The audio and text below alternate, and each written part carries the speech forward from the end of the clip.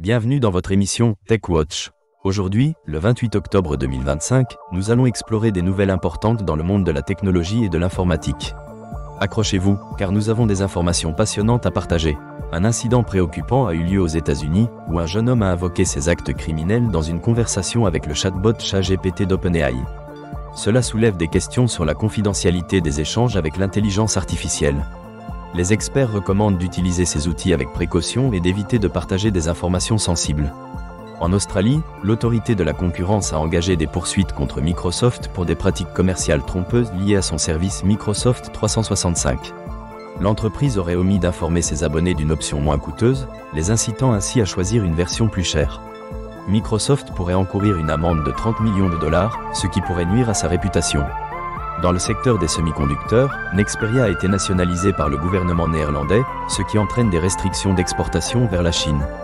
Cela pourrait avoir un impact significatif sur la production automobile mondiale, car Nexperia fournit des composants essentiels à des entreprises telles que Volkswagen et Toyota. Intel annonce des pénuries de processeurs qui pourraient affecter le marché des ordinateurs personnels et des serveurs jusqu'en 2026. La demande dépasse les capacités de production, ce qui entraîne des hausses de prix allant jusqu'à 20%, principalement en raison de la nécessité de moderniser les centres de données. Un appel à l'interdiction du développement d'intelligence artificielle avancée a été lancé par plus de 850 experts, y compris des lauréats du prix Nobel. Ils craignent que ces technologies ne compromettent l'humanité, en soulignant l'absence de consensus sur leur sécurité. L'administration américaine envisage de restreindre l'exportation de logiciels vers la Chine, ce qui pourrait compliquer la logistique pour les entreprises. Les industriels devront prouver qu'aucune étape de production n'utilise de logiciels américains, ce qui pourrait nuire à leur compétitivité. Le SIGREF a mis à jour sa nomenclature des métiers, supprimant le poste de chef de la transformation numérique jugé obsolète et intégrant de nouveaux profils tels que DevOps et UX Designer. Cela répond mieux aux besoins actuels des entreprises. Microsoft fait face à des défis de sécurité et a publié des correctifs pour une vulnérabilité dans son service Windows Server Update Service. Des attaques exploitant cette faille ont déjà été observées, soulignant l'importance de mettre rapidement à jour les systèmes.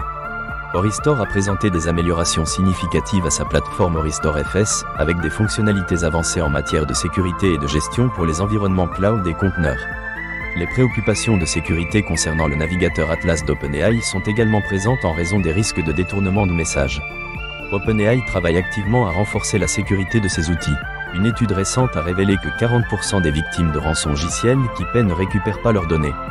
Les entreprises rencontrent divers défis lors de la récupération, en fonction de la sophistication des groupes de cybercriminels.